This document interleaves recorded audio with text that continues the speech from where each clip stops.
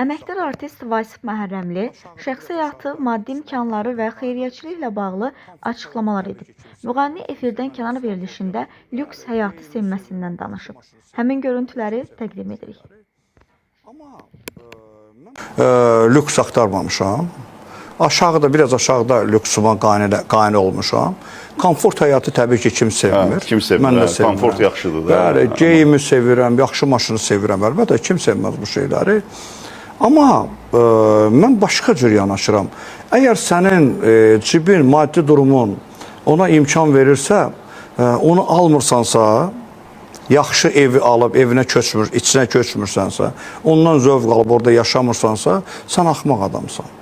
Sadəcə, bir mənalı şəkildə.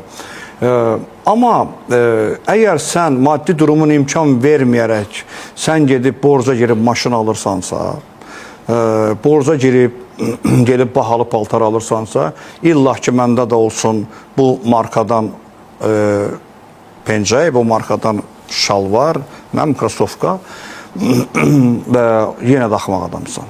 Olmaz. Yəni, balanslaşdırmağı bacarmalısan bu həyatda. Qazancın nədir, mədaxilin nədir, məxaricin nədir, bunu bilməlisən bir mənalı şəkildə və gələcəyin üçün, indi zaman-zaman mən danışıram ağıllı-ağıllı, güya bu şeylərin hamısını eləmişəm. Mən də eləmədiyim şeylər var, elədiyim şeylər də var, eləyib peşman olduğum şeylər də var həyatda. Amma eləməsəydiniz də bilməzdiniz ki, o da var. Bu da var. Belə də ola bilər. Məsələn, adama bir yaxşılıq eləyirsən, sonra qarşılığını tərs görəndə peşman olursan, amma sənin sözündə də qüvvət var ki, onu da eləməyib, onunla pisliyi görməsəydin, bunu bilməyəcəydin. Bu şeyi bilməyəcəydin ki, belə bir şey də var. Tamamilə doğrudur. Ona görə də mütləq şəkildə mən düşünürəm ki, insan mütləq şəkildə zəkasına söykənməlidir və hər şeyi ağıldan eləməlidir.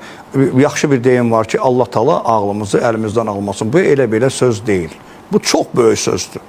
İnsan ağlı əlindən alındısa, görmüşük də, o qədər ağıllı insanlar var ki, birdən dəli olublar, əlinə verdi, alıb gedib moykadan maşın yuyublar, məsələn, çayla bayaqlar. Belə kimi şeylər. Çox şey olur. Həyatda çox